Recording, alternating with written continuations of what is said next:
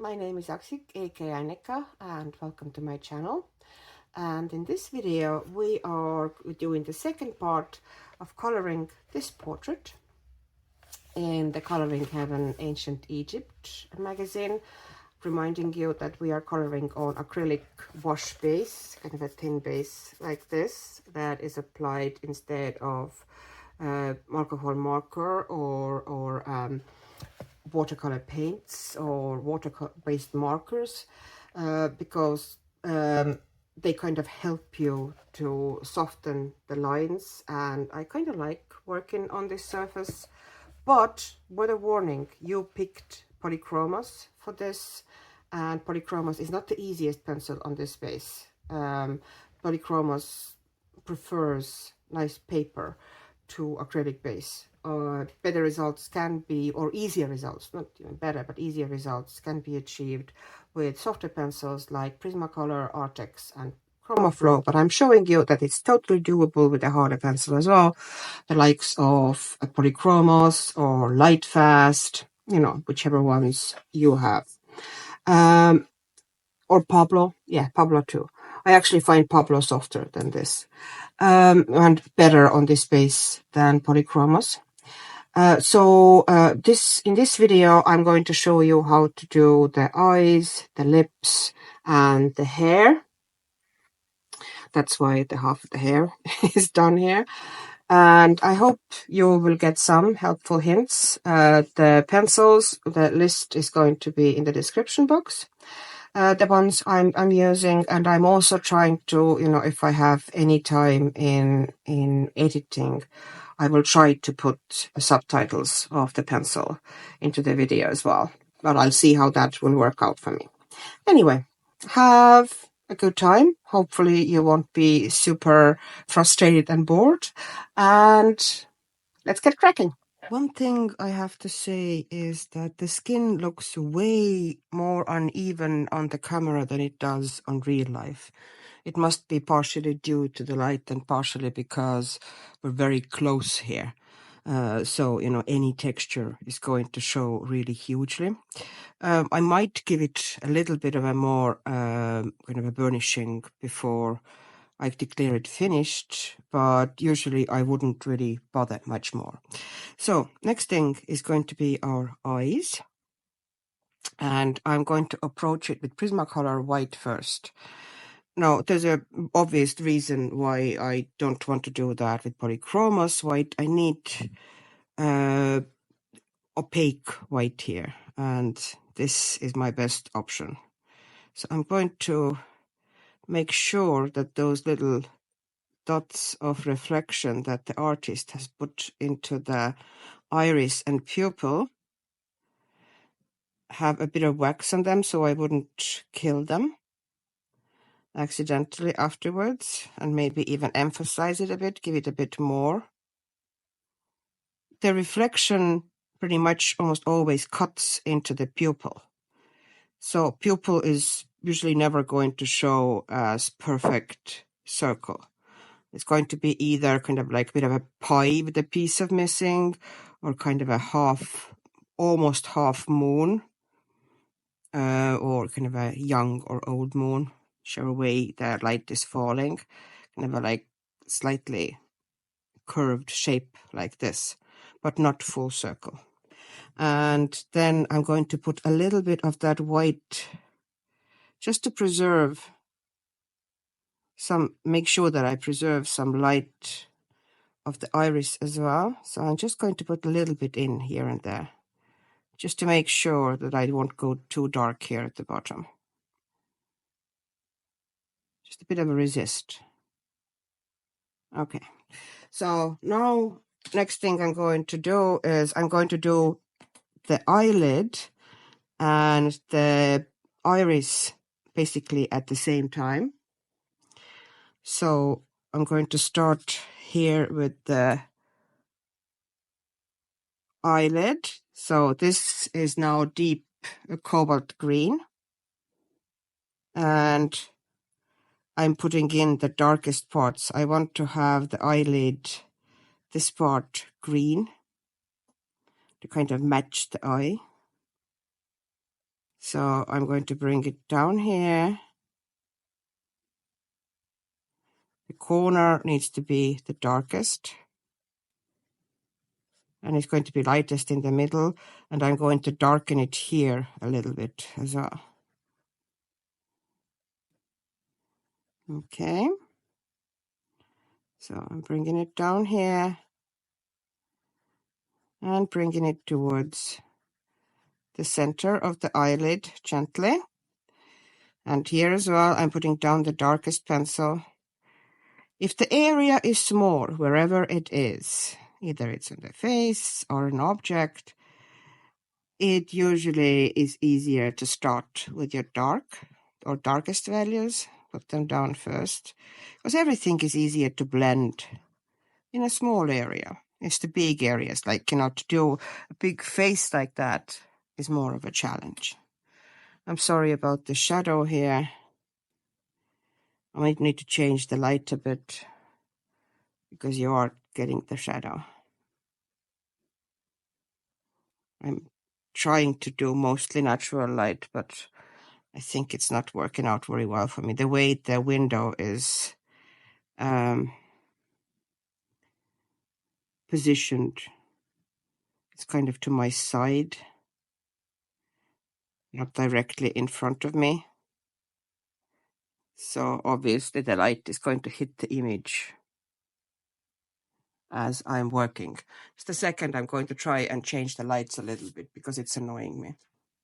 Yeah, I had to put on the artificial light, otherwise my shadow of my hand was kind of interfering with the visibility of what I was doing, sadly.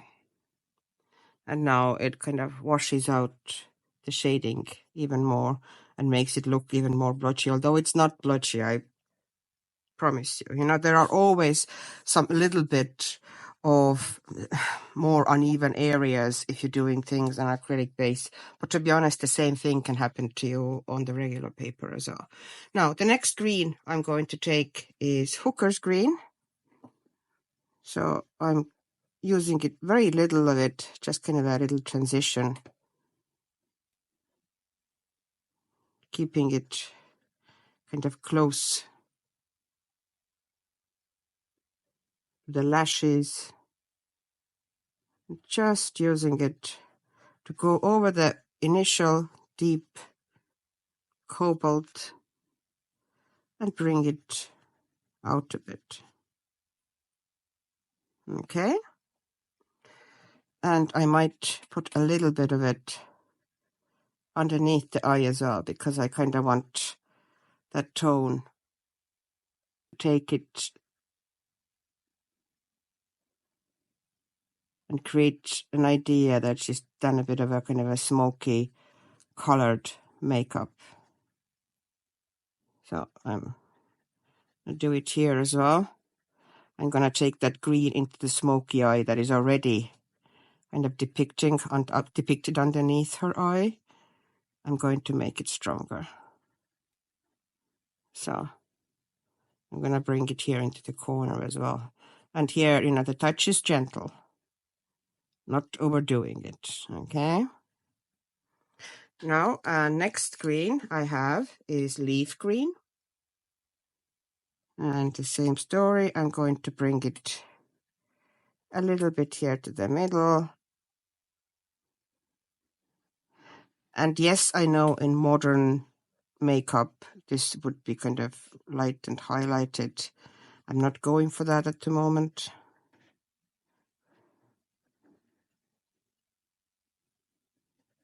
I'm going for a different feel.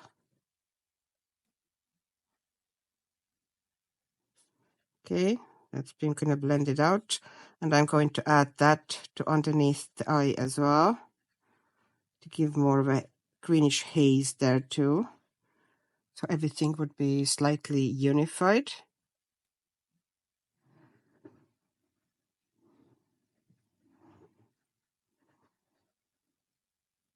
Just use gentle hand when you're working. And the last green is light green. And this is pretty much the lightest Polychromos has. There are other sets that might be lighter. Do have lighter ones. But since we're working with Polychromos today, this is what we have. But I do take the glaze yellow glaze. Sorry, I keep saying glaze yellow for that one. And I'm going to now, in the middle of the eyelid there, just above the iris, to put in some yellow glaze. Just gently. And all of that is going to be fairly subtle. There's no kind of a super strong, super in-your-face type of eye makeup, which, we could easily do, but we're not. And at this stage, if you wanted to really darken it, you could go in with fine liners even, or, kind of felt tip pens and give it extra depth. But I'm not going to do that. Okay. And now we're going to do the iris. So the first things to do is to put down shadows, as I said, small areas. So I'm going over that black line because it's covered with acrylic paint, that black line, with that very, very pale greenish acrylic wash, but it is on that black line as well. So when I go over it, it's very badly visible on the camera, but in real life, it's really, really well visible. Basically, that dark green is covering the black, and the black line becomes dark green here. So the eye suddenly becomes, even with that little one line, way more natural. Even if you look at the difference between the two eyes, just that one thing helps. And now I'm going here underneath the lashes and the eyelid, and that's where your strongest shadow. And it's pretty dark actually there. So, but because I put now the white down here in these dots, white waxy pencil, it resists a bit because it's very hard there to be super precise.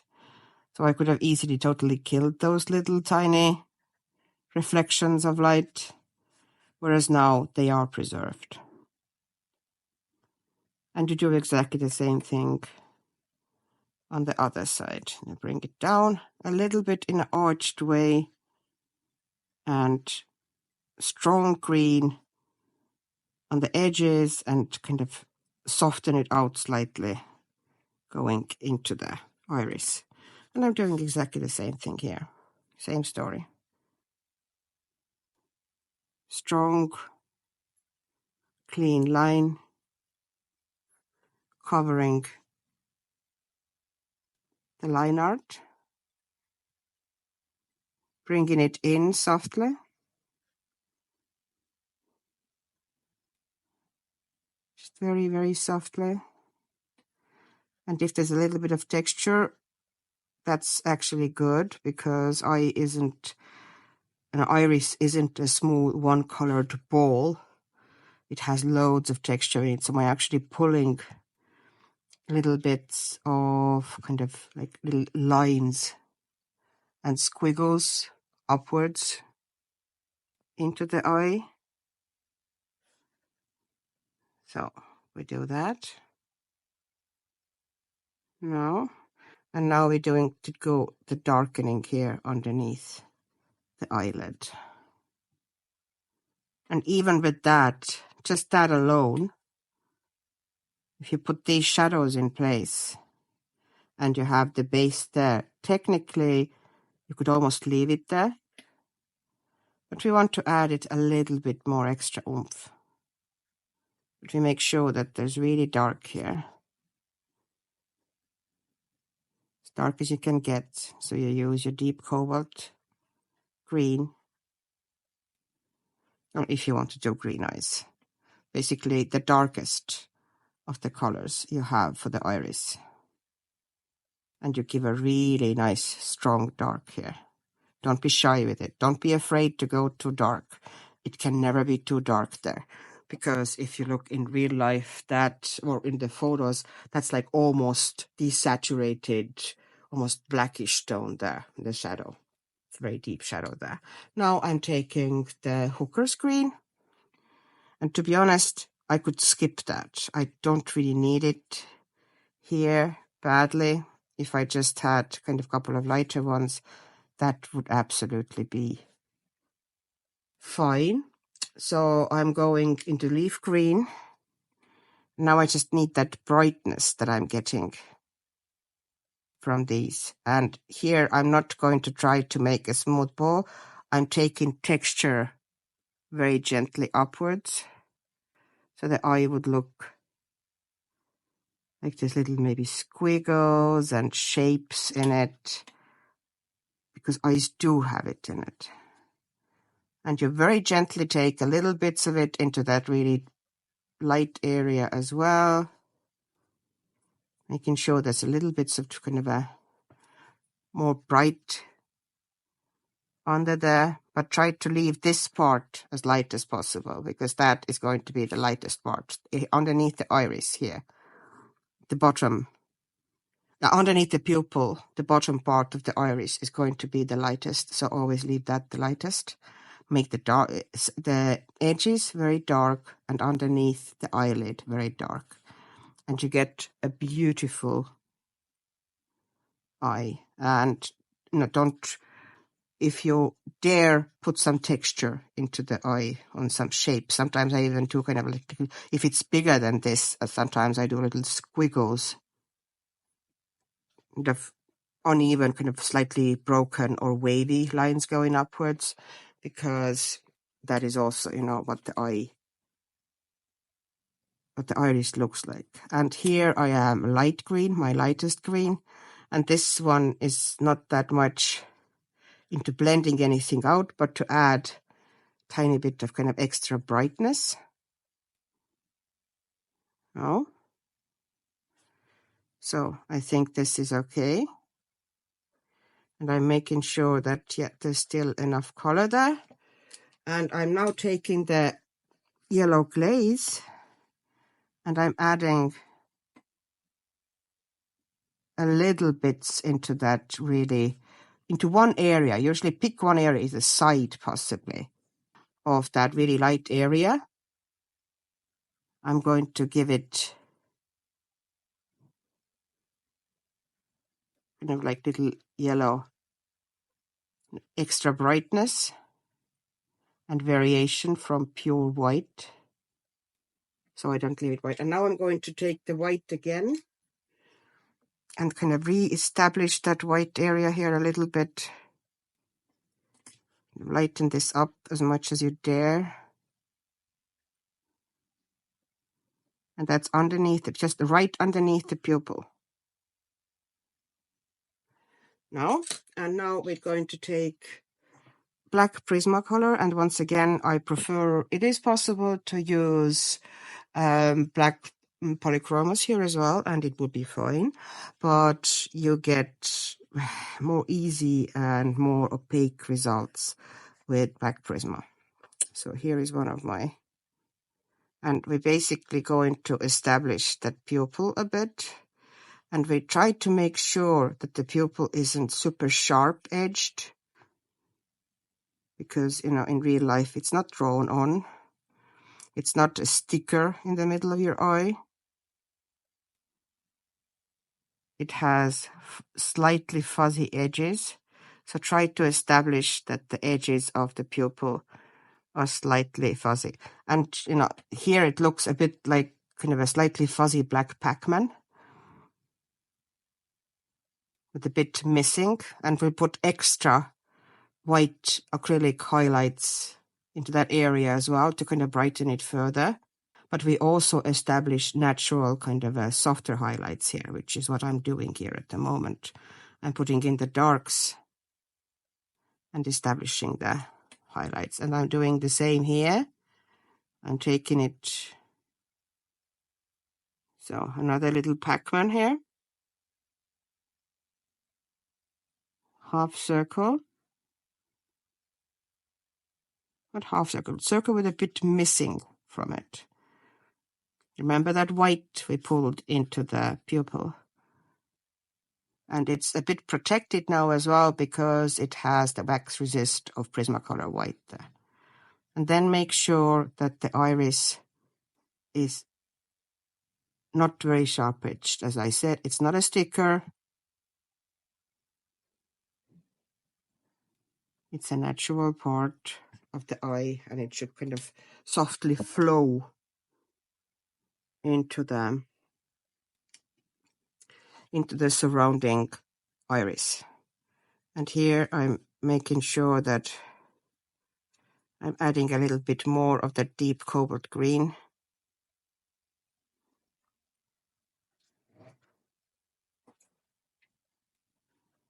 The sides here, just to make sure that those eyes are going to be nice and vibrant and pop. Now, this is now the pupils. I'm going to leave them as is. And I'm going to do the sclera. And sclera is essentially, well, the easier way to say what it is that it's the white of the eye. So what we're doing here now is that I have cold grays, some gold grays. I'm going to call them out as I'm doing, but I'm starting with Paynes gray. And I'm going underneath the eyelid. So the same way I had in iris, really strong shadow underneath the eyelid. That's where the strongest shadow in the eyeball is. So it also will have a strong and fairly sharp shadow there from the eyelashes and the eyelid. So I'm putting down Paynes gray. And Paynes gray, one of the reasons I'm using that is it's a nice dark gray, but it has a nice, fairly strong kind of a bluish cool undertone. So it adds a bit more interest for me anyway than if I just used cool gray. I will use cool grays as well, but I'm going to establish that darkest shadow here with Paynes gray.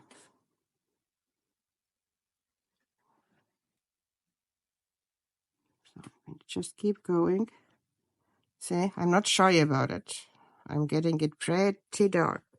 And I'm also giving extra here in the corner of the eye. I've established that shadow as well. And then underneath, kind of here, where the waterline meets the sclera, I'm also going to give a bit Paynes gray here. Here I'm going to do it more sparingly, but I'm still kind of going over the black line art here and kind of making it a bit more fuzzy, if you know what I mean. I'm not really bringing much of it into the sclera or into the white of the eye, but I'm fuzzying up the black line. And do you see how the eye is becoming already a bit more natural and gets a bit more rounded effect?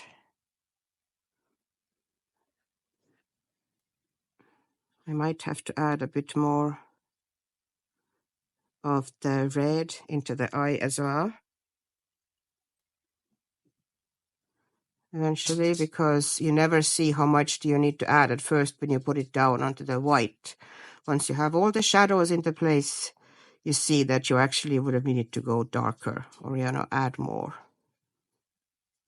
So there are many areas, especially doing skin and eyes, that you need to go over several times because there's just no way for you to tell how much do you need. See, now I gave it kind of the initial roundness. See the difference between these two eyes and how one with only one pencil has already started to look more natural. Okay, now I'm taking the cool gray. Sorry, cold gray. They're calling, yeah, I keep forgetting that the cold grays in Polychromos. In some sets they're cool grays, in some sets they're cold grays. And now I'm just taking it's, and it's sorry, it's cold gray 5. So I'm taking that cold gray 5, and now I'm working in tight little circles. Remember I said before that, you know, I didn't really do it that much in the skin because I was putting down, you know, very, very soft transparent layers. But here, because I need to work tight because it's a small area, I'm really working in tiny, tiny little circles. I'm keeping my touch very light. I'm doing it slowly, and I'm gradually bringing that color towards, and very softly bringing it towards the iris from all the sides. And I will leave no part of the eye, the sclera, actually white. There's already no white there because I took the white out. I put tiny layer of sky blue in there, and I put some red in there, but I'm going to darken it further for it to look actually more natural. It needs to essentially have no stark white in it, because stark white in sclera happens in Photoshop, not really in real life. There's always colors and shadows in there. So I'm bringing it out.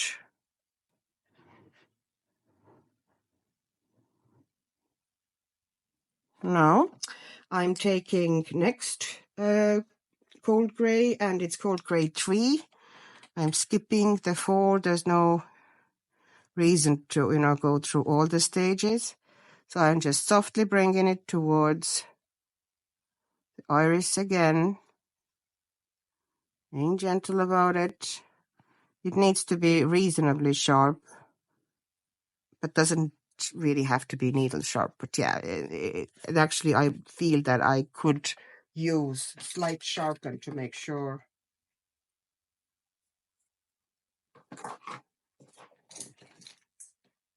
that I have enough here, that I'm going to have very smooth finish here in the eyes. Because technically I could have done all the skin in that style as well, but I just don't have, you know, for a coloring page, I don't have time and patience, and especially if I'm doing the video, that video would be hours and hours and hours and hours. It's already going to be a very long video, and I would need to edit some things out, and maybe speed some things a little bit and have a voiceover, because otherwise it ain't anybody willing to watch it, you know, that long. Okay, and this is now cold gray 2. This is the last of the grays, and once again I feel that I could sharpen it a little bit, so I give it a very short sharpen. And once again I'm using this very, very simple Stadler sharpener. I find them very good, and the price of them is fantastic as well. Highly recommend them. They come in packs of 2. They last really long time. The blades are good. And I like that it's actually kind of easier to keep the pencil straight and not damage the lead or wobble the pencil if you do sharpening with a tiny pen, you know, kind of a without the container attached sharpener. Okay, you can see here that this is losing darkness, so I'm going to bring some darkness here. because I went over it with the lighter gray. You know, if you do that enough, even Polychromos eventually starts losing its, you know, kind of dark spots. So you might need to go over them. Just make sure that everything looks more or less natural. Now, to me, the interesting stage comes. I'm bringing in light blue. And I'm going over the kind of a lighter, not the dark areas, because there's already kind of Paynes grade that has a bit of blue in it. But I'm going to insert, not everywhere, but towards the shadow areas, but in kind of a grayish areas, I'm going to put in a little bit of blue, just to add that extra interest. And it also cools down. It doesn't give that much color because you're doing it very gently, but it cools the sclera down. And I feel that I'm still missing a bit more shadow here, so I'm going to bring it in here, kind of getting more bold. So bringing it upwards, here in the corner especially, and here back in the corner. All right, and now I'm going to take that yellow glaze that I had, and I'm going to choose an area on the sclera, and I think I'm going to choose it here, and possibly, no, here actually, might be lighter here. And I'm just putting down one area with tiny bit of warmer glaze, and I'm like barely touching, very, very gentle. We don't want to smush here anything or put down like blindingly yellow spot there, but little touches of yellow, kind of little different colors like that, and suddenly your eye is waking up. It's becoming much more alive. No, and we're taking Prismacolor Black again. No, and I'm going to make sure this one has to be now dark, but I want it opaque and strong. It especially on top of all those layers of Polychromos. If I go there with Polychromos Black,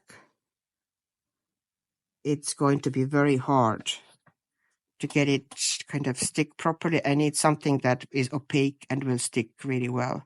And basically I'm going over the black area here now. So I'm establishing the eyeliner because it's not really black. It's kind of grayish the way it's printed. You know, most anything printed in the book is never kind of a true black. If you want to get black, you need to go over it with the opaque black pencil, like Prismacolor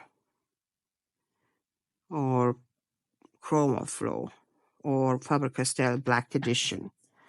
All these are fantastic, opaque, beautiful blacks. Polychromos Black is perfect for kind of a glazing darkness into areas. But to get, you know, that sort of a strong dark coverage like you do, and here you have to really make sure that your pencil is sharp. So you might have to do that bit several times with several sharpenings. And now I'm going to bring out the eyelashes again. And I might add a couple, making sure that they are curved and that they curve right. If you see, they curve to the right, on the right side of the eye. And eventually, as you go over there, they go almost like straight up. And if you go far enough, they actually start curving towards the nose bridge.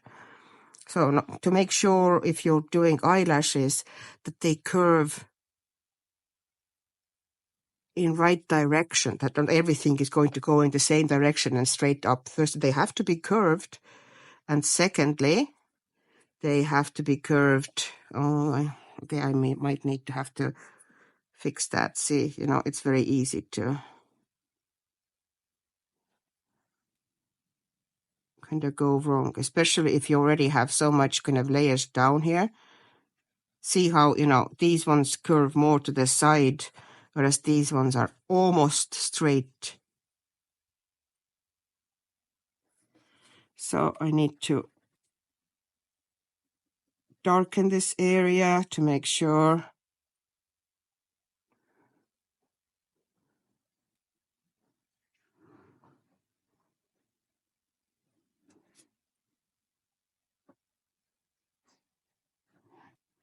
Now, I don't want to go too fake lashes here. I already went a bit too heavy, but you know, I did what I did. I have to go with it now. All right, and now I need to do that to other eye. But you can see the difference between two eyes here now.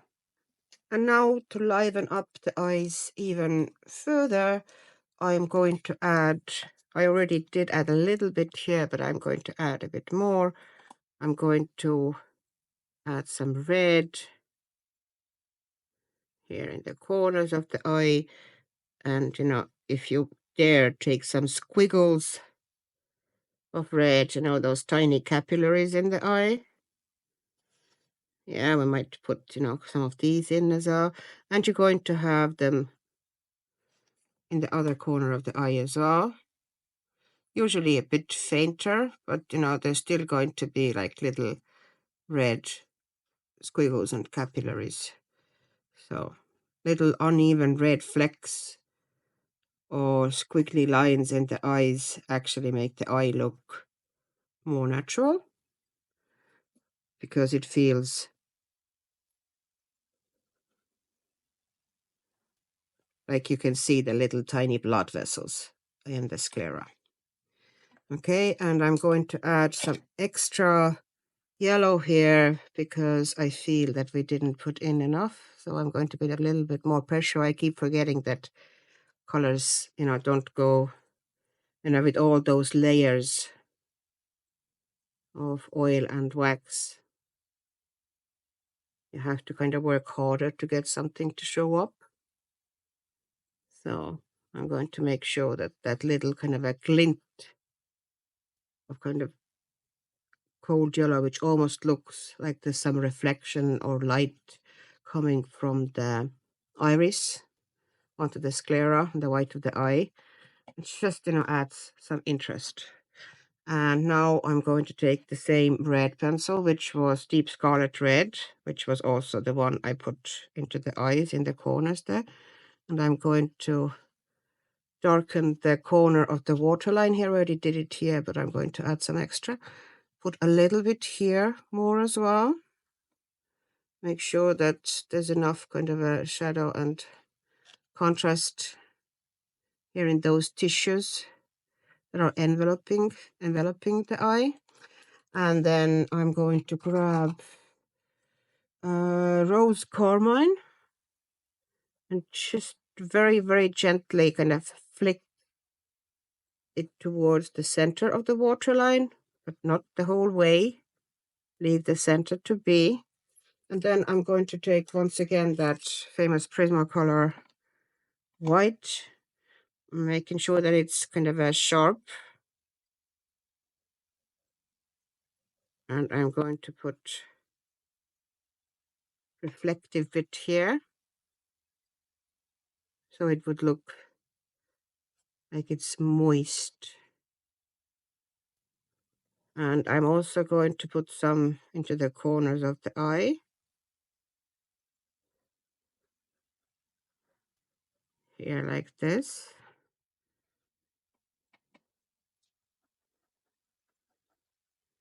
And here like this.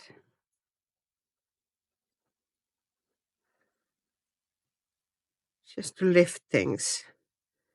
And I don't want to go into the lashes, otherwise I would put more of it into this area as well. But to be honest, I really shouldn't, because it's under the shadow of the hand. So there shouldn't be really very sharp highlights here. Usually there would be more sharper highlights underneath the brow, because there's, you know, bone here that is pretty high, kind of eye socket. But since the hand is above it, they shouldn't really be very sharp on there. I'm going to also lighten the bridge of the nose and make sure, and a little kind of a highlight on the tip of the nose as well.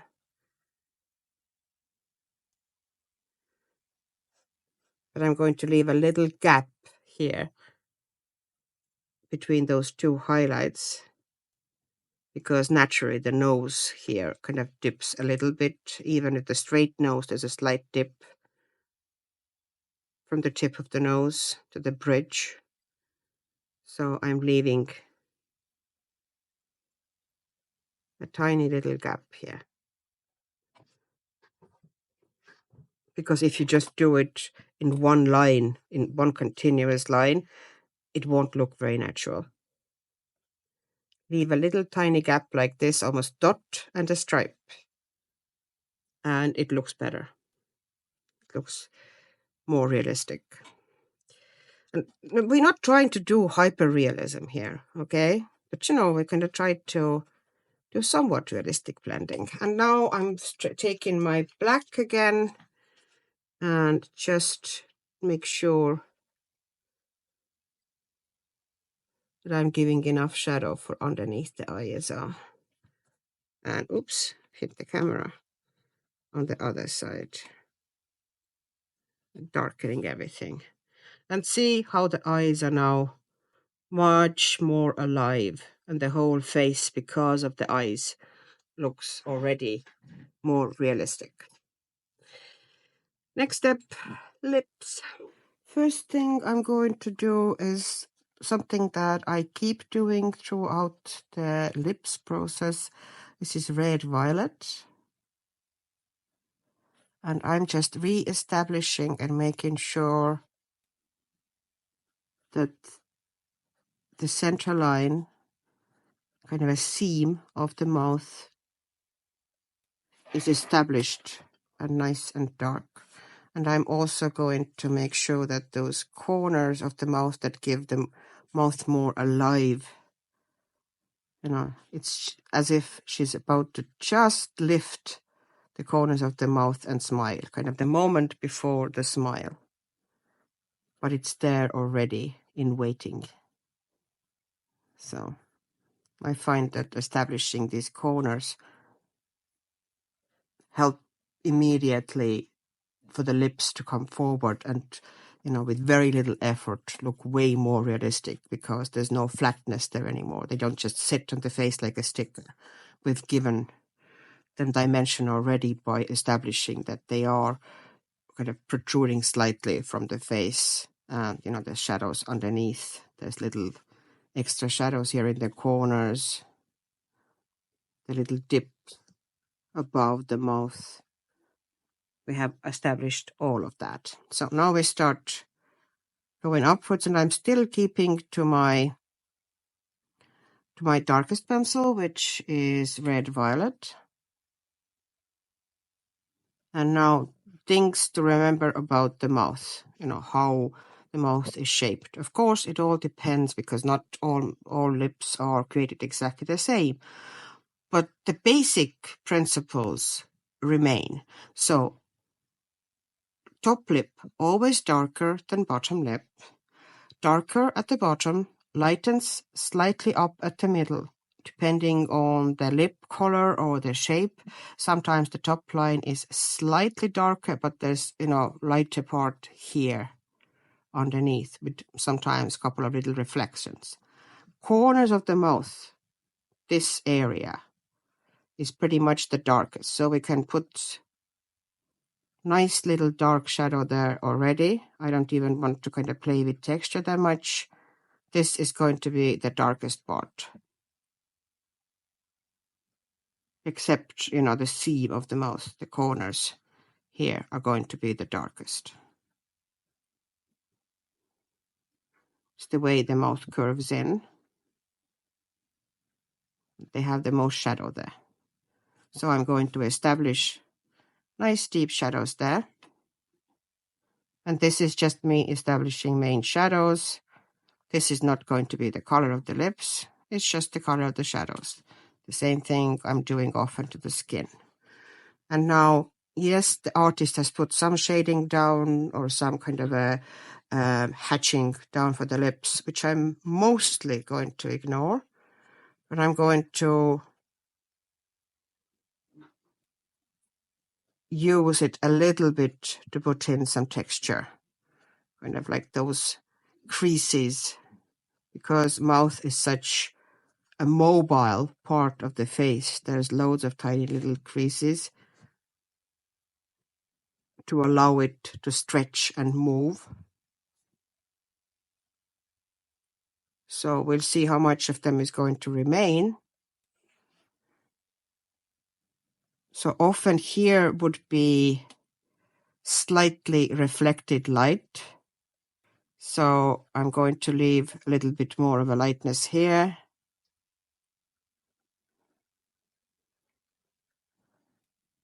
And I'm taking it upwards like this.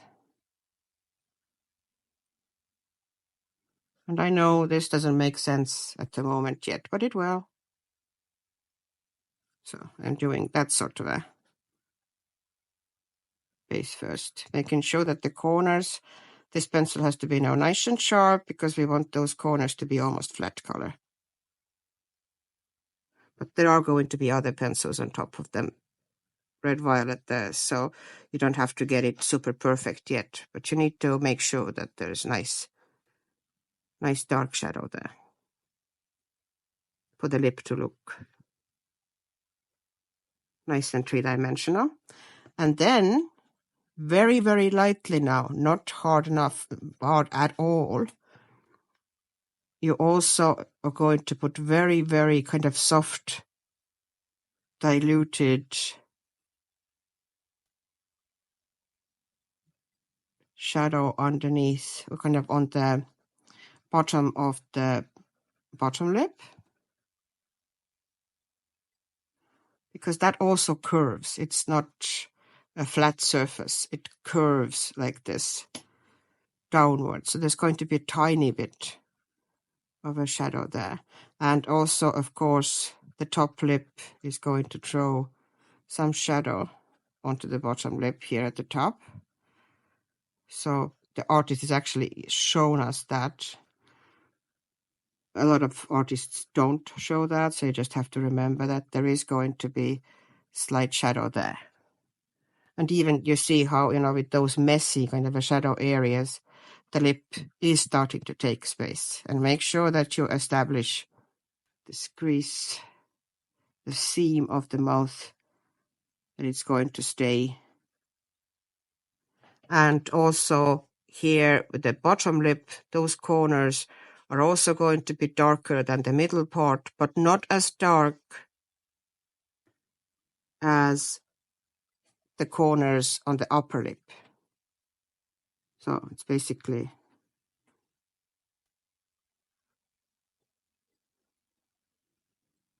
okay. Here we go. And now I'm going to take some Prisma white, and I'm just going to put down some, to make sure that I don't forget about them or don't totally go over them, just to establish some little highlights here, which helps me not to forget about them, okay?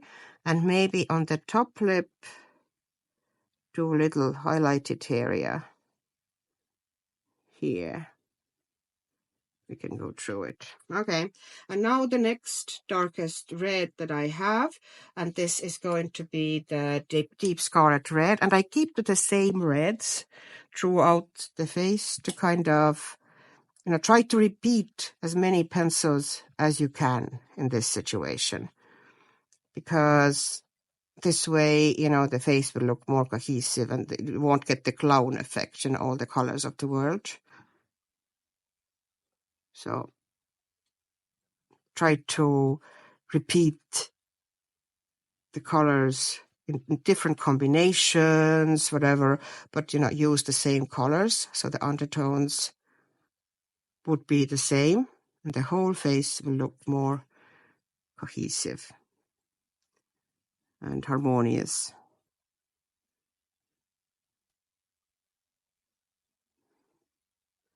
So I'm darkening, going over that red violet in the corners, making sure that it's nice and dark there.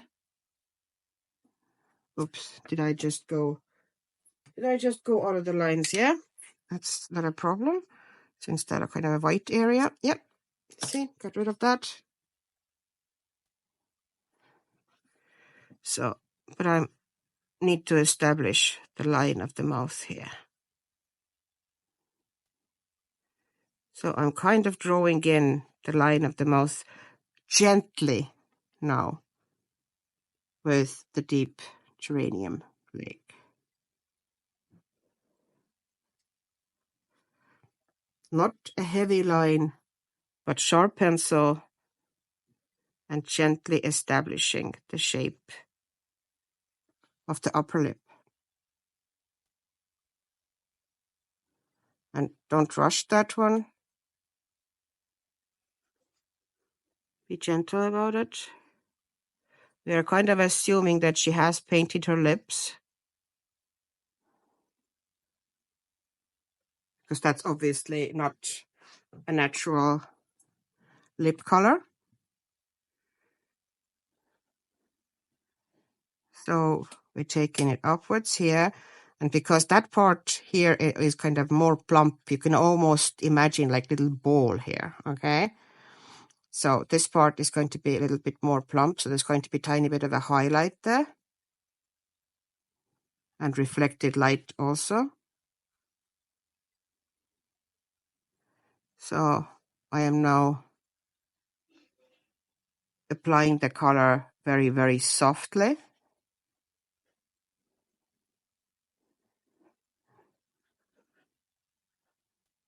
Okay, and I'm leaving that tiny highlight here. Don't worry about the ugly stage, you know, everything will be tidied up eventually. And see how these little highlights here are preserved. I am taking now the, oh sorry, this one was actually not geranium like, I keep saying wrong names. Deep Scarlet Red was the one I was using now. Now I'm moving over to Pale Geranium Lake. She's a beautiful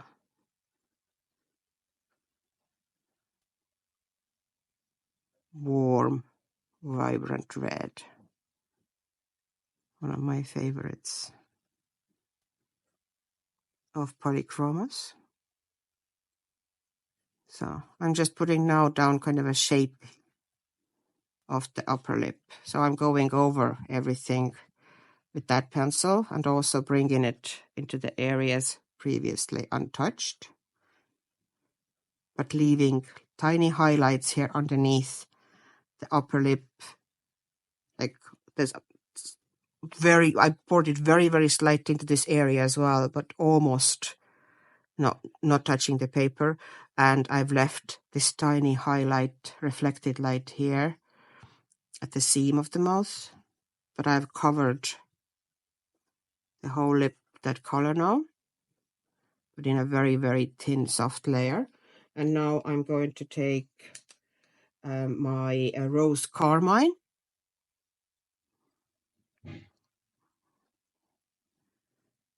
And I'm going to now start slightly, not pressing yet, but giving it a little bit more. And we're going to take tiny lines through those highlights that I left at the top of the lip here. But we're not going to blend them out or go heavily over them.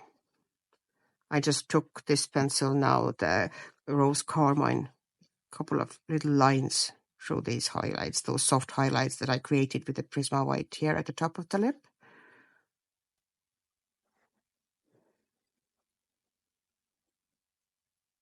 Okay. And now I'm taking the Dark Flesh, which is my lightest of the reds and pinks here. And I'm going over everything and over that area as well, but once again, I'm leaving those little white flecks alone there on the top lip. And I'm also going gently over that reflected light, but not putting any pressure into it. And now I'm taking Ivory, and I'm going over that reflected light with a fair bit of pressure. I'm establishing that there. Okay. And I'm also now going over those highlights here with that one to soften them. But I'm going down like little flicks through those highlights. And now I'm taking the Geranium Lake, the pale Geranium Lake. And I'm applying more pressure now, going over all the darker areas with it, and of softening and blending everything together.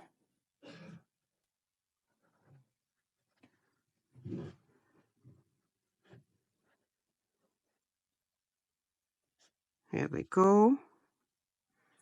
Starting to get there. And now we're taking the sharpest, like the darkest one, sorry, red violet, and we're re-establishing some of those creases. And when we do the creases, follow the shape of the mouth, how it would curve. Think about how this area of the lip would curve, what direction. Don't put them straight up. Follow the curve. And don't go to the very top. Only really establish them at the seam. Yes, you know, if you go super realistic, they should be pretty much everywhere. But we're not doing super realistic. Can you see now how this helped? The upper lip. All right. And we're going to leave it pretty much as that. I might give some extra little pressure here in the corner to make sure that they're nice and solid and dark. And we're moving on to the bottom lip. And bottom lip, once again, we're taking Deep Scarlet Red, which is our darkest red, because the base was done with the red violet, the shadows. And now little circular movements. I want to leave pretty big lighter area here to make sure that there's nice plump bottom lip. But I need to give some color here at the top. But I'm applying it with a soft hand.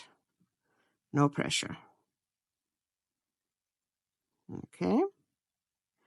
Now we're taking the next red, which is our beautiful geranium-like, pale geranium-like. I keep forgetting to say the pale bit.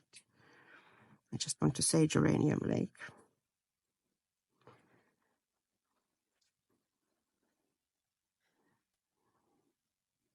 And we're going to do it like this. It still needs to be nice and red so we wouldn't lose the color of the lips. So we can't lose the red of the mouth altogether here, even if we need to do it much paler in the middle. So we just take it in like this. All right. And now we're going to go in with Rose Carmine. Going over everything. Taking it slightly upwards, but not totally the whole way.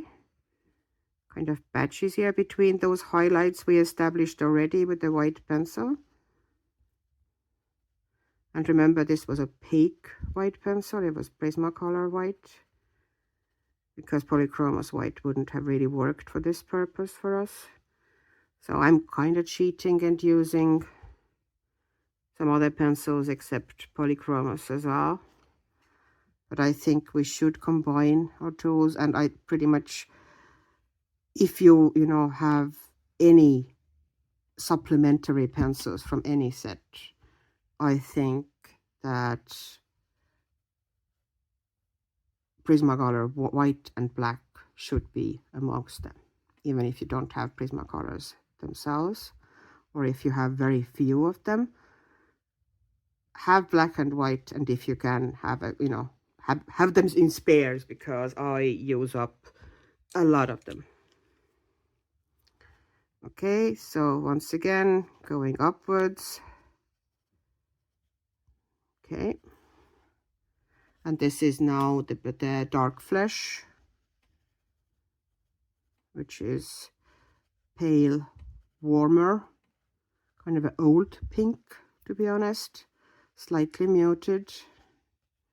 All right, and now I'm grabbing my pale Geranium Lake again, and I'm going to do the kind of a smoothing or kind of a color load here from the corners, making sure it's here underneath the lip as well.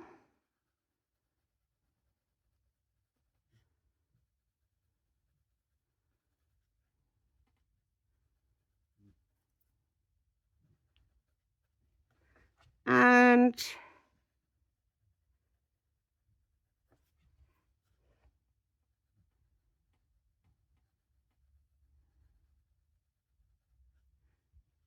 going to the bottom of the lip, bringing it slightly upwards, gentle, gentle, so we don't kill the white highlights. And now we're taking the pale flesh, sorry, the dark flesh, it's not pale flesh, it's the dark flesh.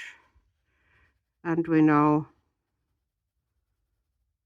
giving a little bit more pressure. We don't do super flattening, but we go over everything with a tiny bit of pressure, more pressure, just to smooth things out.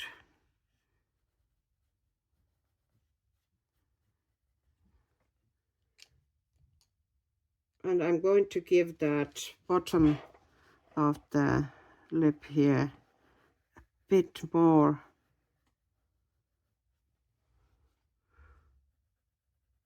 kind of a darker value. So I'm going to take the deep Scarlet red and see if that helps me, because I want it a little bit darker, that edge, just to get a bit more plump effect. Because the darker we have the edges, the more the central bark is going to come forward, and therefore you get this effect of big plump lips. But now they're still looking a teeny tiny bit too flat for me, so I'm taking Indigo, not black, don't do black here if you can, but dark. It doesn't need to be this Indigo if you have any other pencil set, if you don't happen to have Indigo. Dark blue, cooler toned is better. But you can also use, of course, red undertone. And can you see how it establishes the seam of the mouth almost immediately? The lips became way more three-dimensional because we gave that extra darkness here. And we're softening it slightly upwards. Maybe bring a couple of flicks, sorry, again, upwards for some extra creases, but very, very gently. We don't want, you know, kind of overpowering blue on the lip. And maybe put it a little bit, a gentle layer, no pressure, in the corners of the upper lip as well, to kind of give extra darkness there. And now we take the red violet again, and we're going to put like little flicks, and once again we think of the shape of the mouth, how it curves, and we're going to put it like in between Very, very gentle hand, quick and directional curved flick. Not a thick one.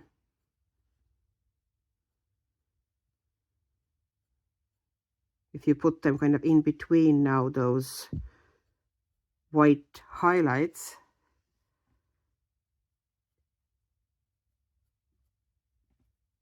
you get nice texture and fairly natural looking lip that still looks very effective.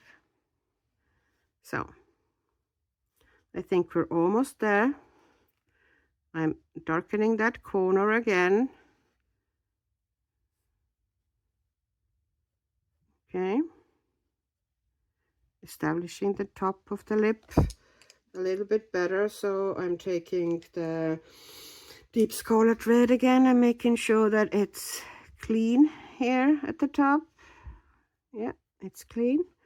And now I am taking the white pencil, and this time I'm taking the white Polychromos, and I'm going to, with a gentle hand, lighten the top of the lip all around the lip.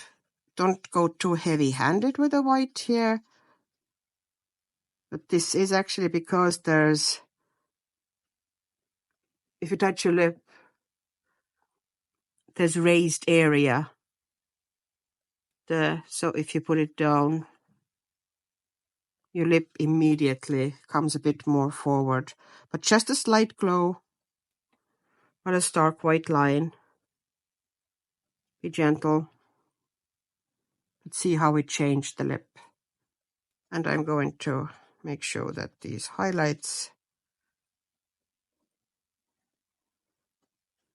maybe even add, tiny ones if you can, and you can, strengthen a couple of dots here at the top. See how it gave these little tiny highlights here, how they gave upper lip more shape and plumpness. Now, and let's take the white acrylic pen and let's put some highlights into the eyes, and then we're done with the face. Yoo-hoo! I'm not even sure I want to put highlights into the lips because I didn't really want them shiny. I wanted them dark, but not shiny. So in the eye here, we already have this area established in the pupil. So I'm just sticking in a fleck there. See how the eyes lit up almost immediately. I'm leaving those tiny 3 reflected bits alone. Let them to be kind of a paler and more close to the color of the actual iris. But I'm going to put here extra little reflection in the iris. And here we try to kind of stay the same in both eyes, because that's how the light would fall. And maybe try to add a couple of drops here. That didn't go well. On the waterline, kind of to establish that this area has some moisture in it. That didn't come out good. We can just repeat it. It's sometimes very hard to be precise. I am now showing you how to do the hair with kind of I want to do bluish black hair on the acrylic base that already has blue tone applied. Kind of a slightly muted blue tone is better, but you can also use kind of an ultramarine or kind of any darkish and muted blue. And you only need 3 things to do that here, like on this side. I don't know if you want me to bring it closer. Just 3 things, or sorry, 4 things. I am underplaying here. So you need black pencil, Polychromos I'm using this time. Prismacolor will work wonderfully as well. White pencil, Indigo. I think that is the beautiful bridge that gives this kind of a rich result of the hair. And then a really dark blue, and preferably dark muted-ish blue, in water-based marker. And the one I'm using is Stabilo Pen 68. It's one of the loveliest, darkest tones I found in my water-based markers. And it's basically almost blackish. It's essentially indigo or Paynes gray, maybe. It's a beautiful, really, really dark blue. I don't know if I'm now can get it into focus. Of course I can't. Oh, you can see how dark it is even from this distance. And it's not vibrant. So you want something like that when you go through your water-based markers. It doesn't have to be, you know, exactly like that. If you can't find it, then kind of a fine nibbed black might also work. Nice fine nibbed black. Okay, so let's get to work first. First thing we're going to do is to take the black pencil. And in this work now, we need to make sure that pencils are fairly sharp. So protect your ears. There we go. I wanted to make sure that it was nice and sharp. So I'm going to make sure that all the elements have nice, very dark shadow next to them, because you wouldn't have any highlights then, and the hair is going to be so black that you barely see any strands. But you do see this kind of a bluish shine and light highlights. If you want to, as an additional step, you can also add at the very end Prismacolor white highlights. I don't usually like to put highlights that are white like with acrylic pen into this hair. I just think it loses its softness and natural look if you do that. And you can see now that I'm basically using the artist's depiction of the hair and going over the dark lines with black pencil and softening them out a little and taking little flicks up and down, but leaving quite a bit of the blue uncovered and making sure that I have good dark shadow underneath there. So doing it here, up a little, down a little, and where it's really dark, like several lines next to each other, just go over it with black.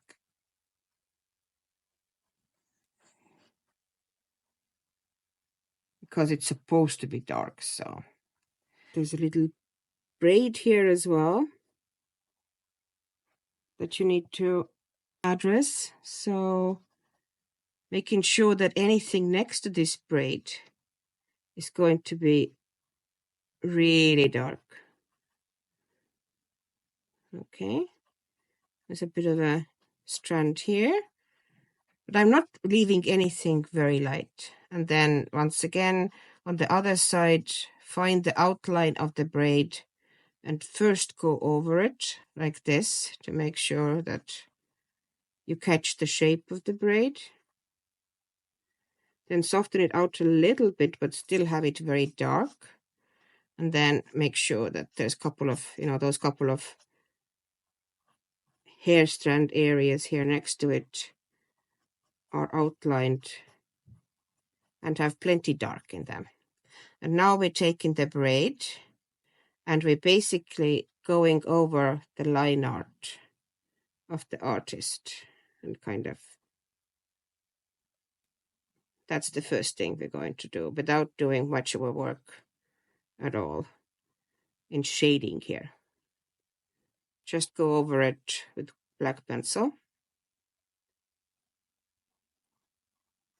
and making sure there is going to be shadow here as well, so we don't forget. Yeah, softening up. And now we're taking the middle part, the middle, and it kind of zigzags down that middle, and going over it another time, thickening that middle part, giving it more shadow. And now we're doing little flicks back, following kind of the curve of those sections of the braid, the bumps. I'm making sure I'm actually making this utterly black here too. Now, and going in this way and going out that way. And maybe even darkening the creases between the braid sections as well, so it becomes more, just keep it plenty dark. Now we're taking indigo, and we're just, going over the black softly. Doesn't need to be high pressure here at all. We're just adding a bit of interest so it wouldn't become too flat and black all through. And going over the black and taking it tiny bit into the background. And then trying to keep the sharp point and going over those braid sections again with the little flicks to the inside. Like this. So we're depicting that the strands there, they're not shiny, round, smooth balls. There's some sort of a texture in there. But we're not going into huge detail. Okay, that's it. And then we're taking white pencil, and we're essentially going to give highlights to where we did not put the color, because if you put the pencil onto that white base, you can see here. Let's see example here. White pencil goes down on acrylic base really good. So instead of having to go over this or do anything about the blue underneath, we just make the blue that is left visible from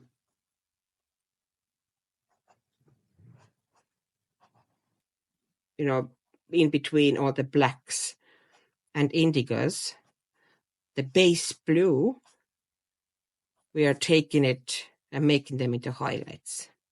And there's still going to be a bit of a bluish glow to the hair or undertone, which is fine because that's exactly what I wanted. I wanted hair so black that it essentially has blue shine to it. You've seen hair like that. It's beautiful. Now, and just, you can make the highlights as strong or as soft as you want. Or you can, if you want to, you can even go in with Prisma, which will give even Prisma White, which will give you even juicier highlights.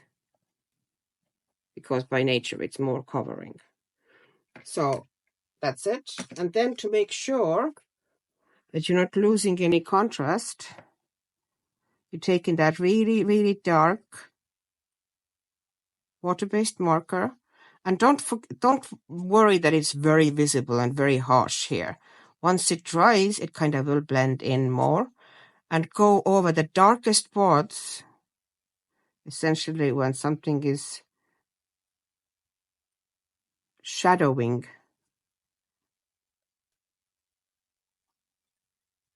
see how I'm creating those little flicks and making sure this part here is very dark. Basically outline here the hand. Oops. That can be taken off with the brush. I did that mainly because I couldn't see possibly where I was. My camera is a bit on the way. So I'm making sure. And you see, as it dries, it blends in more. It's the first kind of a moment when it's still wet that it looks really different and kind of stands out from the background. But then it dries and it just becomes dark shadow that blends in with everything. And now I'm going over the whole braid with it. And I'm doing the same as I did with the black pencil, essentially. So I'm doing the middle part, taking them in, so I get this braid look, and I would not lose the contrast.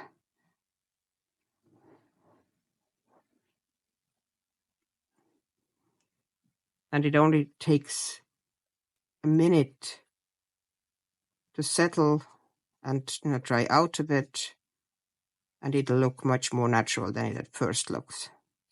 But you get this beautiful contrast and strength super easily.